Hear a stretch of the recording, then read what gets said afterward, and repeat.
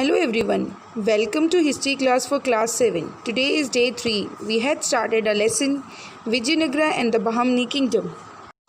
In this chapter we had already discussed introduction of the topic, integration of the Tughlaq Empire, rise of Vijayanagara Empire, early history, sources of information, dynasties, the Sangama dynasty, the Saluva dynasty, the Tuluva dynasty, the Battle of Talikota, and now today we are going to discuss the features of Vijayanagara Empire.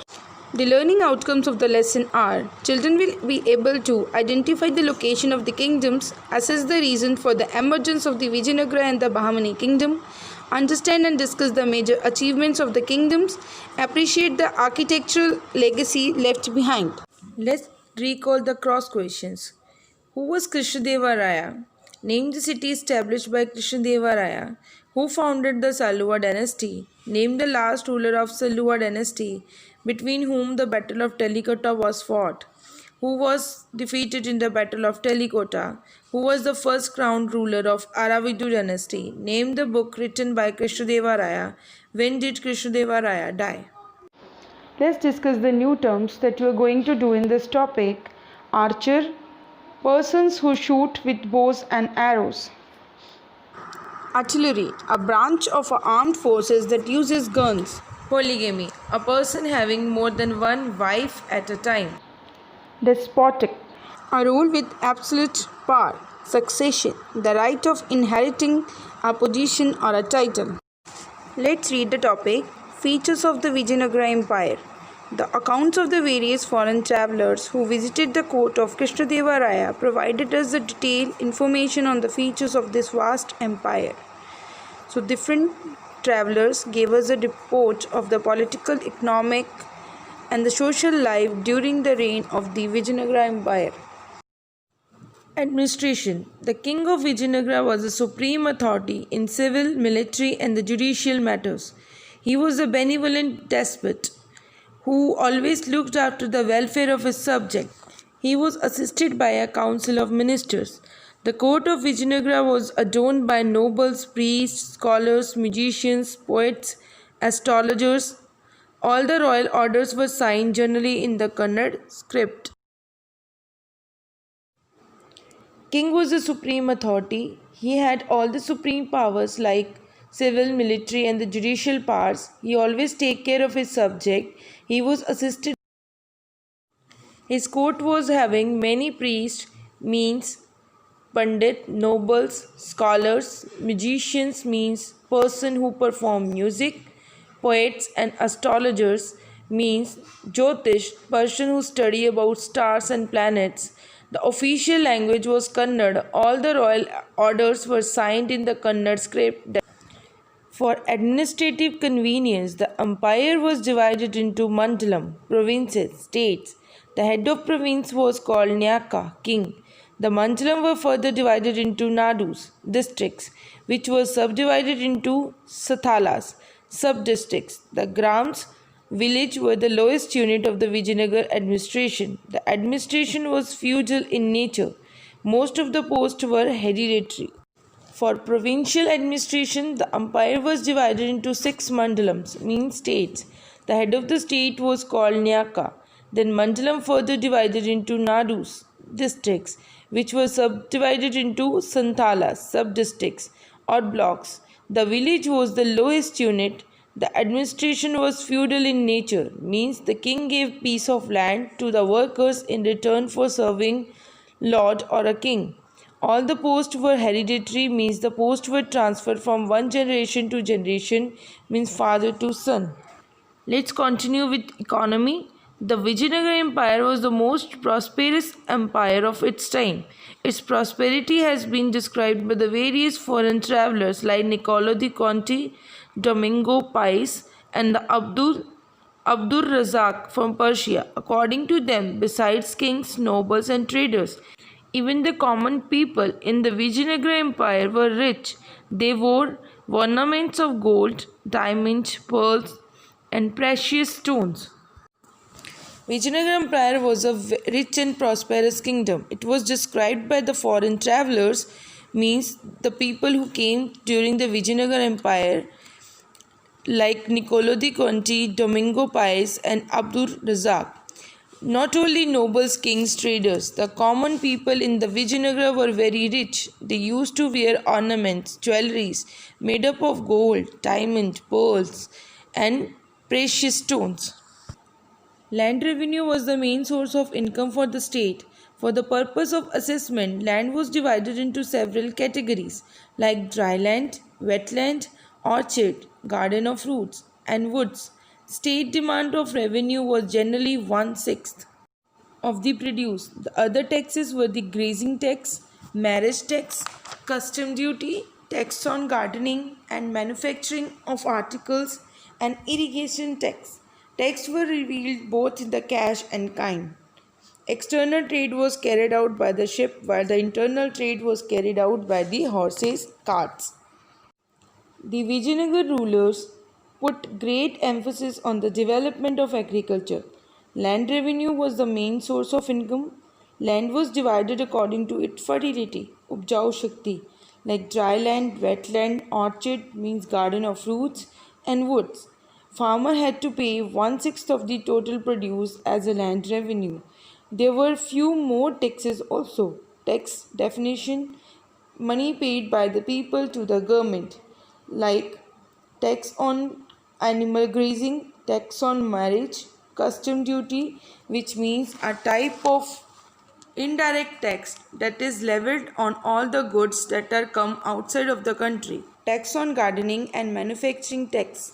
Trade was also an important part of economy of the empire. Spices, masala, especially black pepper, kali mirch, coconut, cotton cloths, and sandalwood, rice and sugar were the important items of export.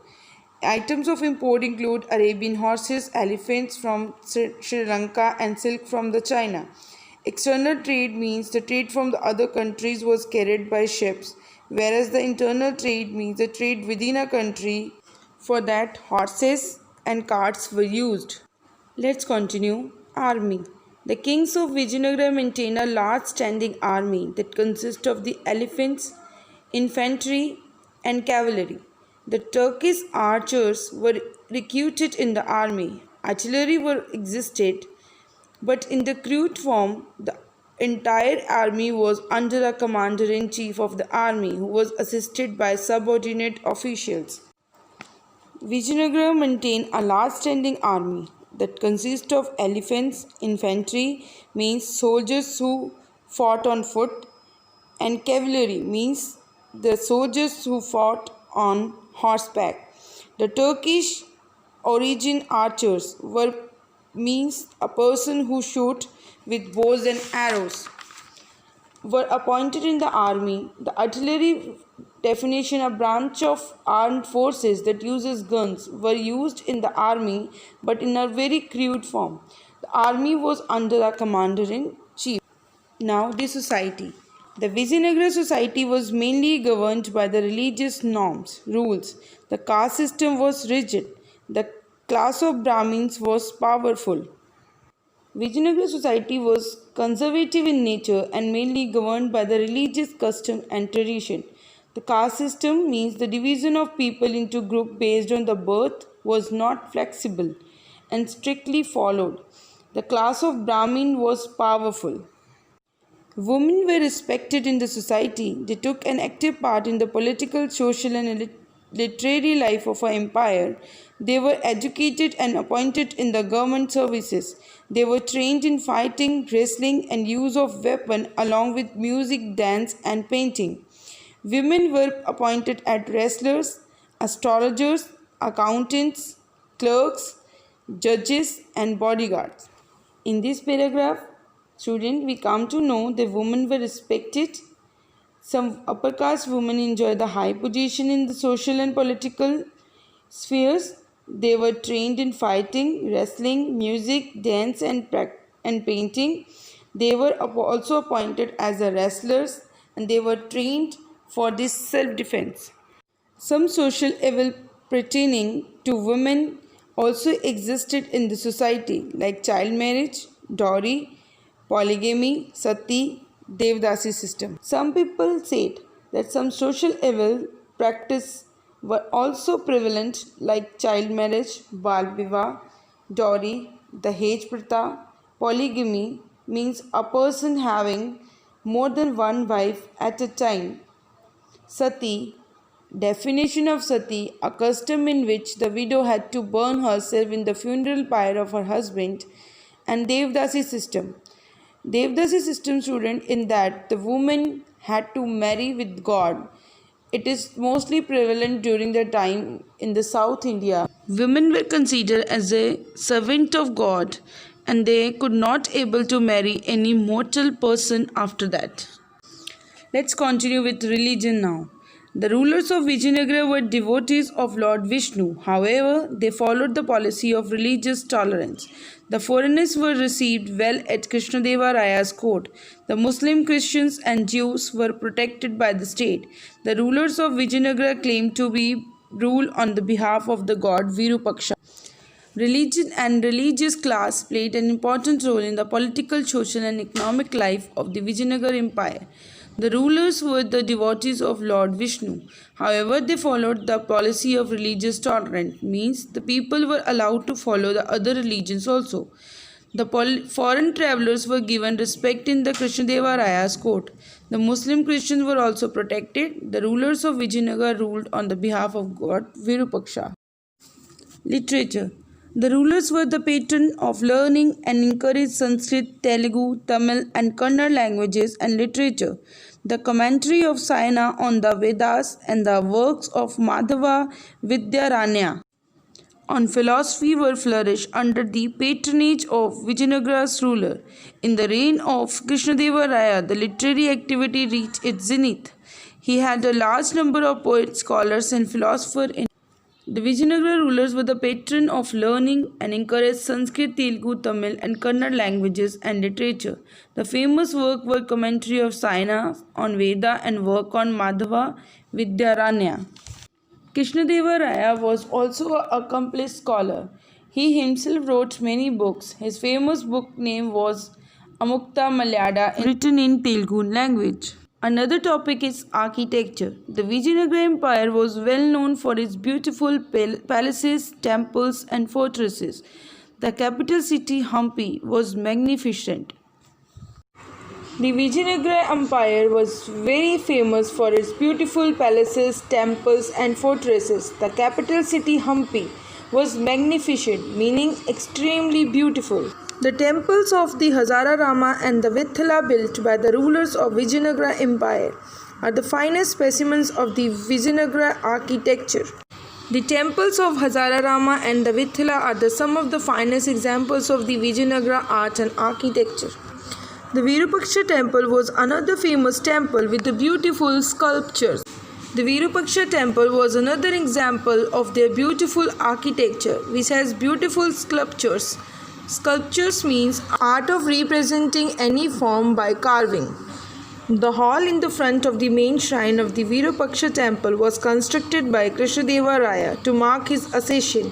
Fine arts like music, dance, and painting were also patronized by the rulers. The hall in the temples were dedicated to mark the accession. Accession means the coming to the throne of the king, Krishnadeva Raya. Apart from the fine arts like music, dance, painting were patronized means funded by the rulers to promote them. Now decline of the Vijayanagara Empire. The Vijayanagara Empire declined rapidly after the death of Krishnadeva Raya in AD 1529. Krishnadeva Raya was the important and a very great ruler of this period. After his death, the Vijayanagara Empire started decline, and after the Battle of Talikota, Hampi was turned into ruins at that time. Lost its glory and prosperity after the Battle of Talikota in AD 1565. By AD 1646, a majority of provincial governors had declared their independence. After the Battle of Talikota, all the governors had declared their independence. Why so? Because king was having the supreme authority. No power has to be given to the nobles and the governors. Despotic rule means the ruler with absolute power.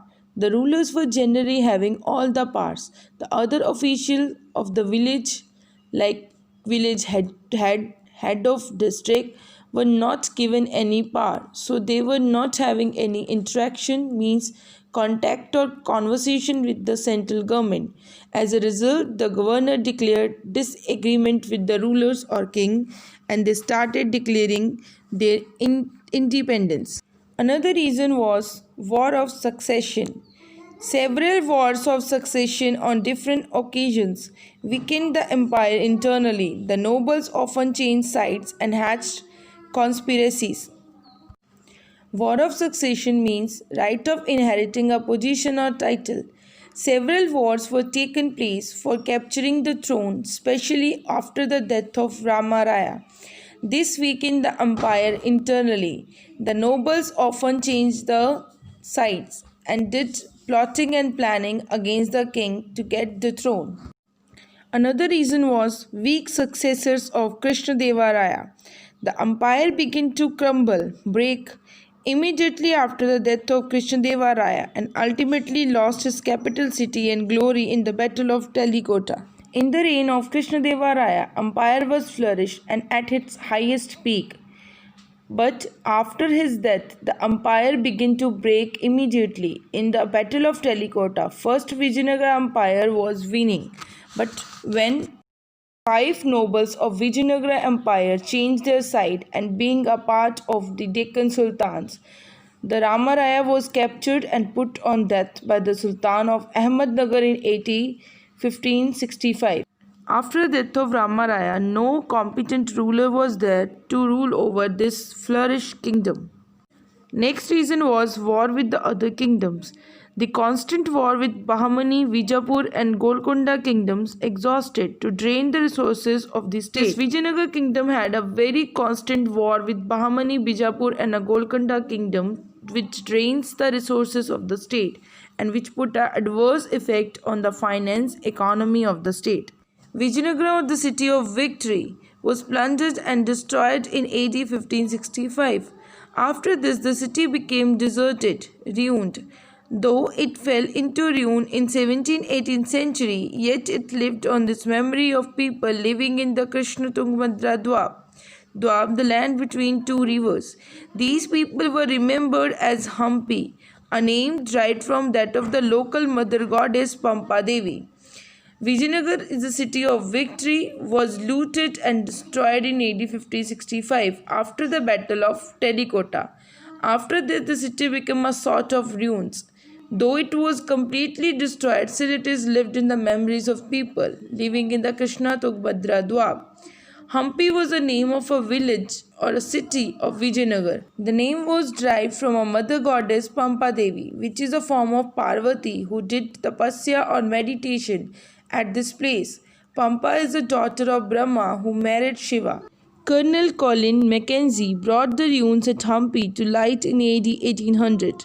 However, the initial information he got was based on the memories of priests of Virupaksha temple and the shrine of Pampa Devi. In AD 1976, Hampi was declared as a site of national importance. In AD 1986, Hampi was declared a World Heritage Site by UNESCO. Hampi was discovered by Colonel Colin Mackenzie in AD 1800. Initially, he got the information from the priest, memories of priest and the Virupaksha temple and the shrine of Pampa Devi. But the Hampi was declared as a World Heritage Site by UNESCO in 1986. I hope student you understood the topic. You are able to solve some exercises and cross question related to it. I will come with the next video. Thank you.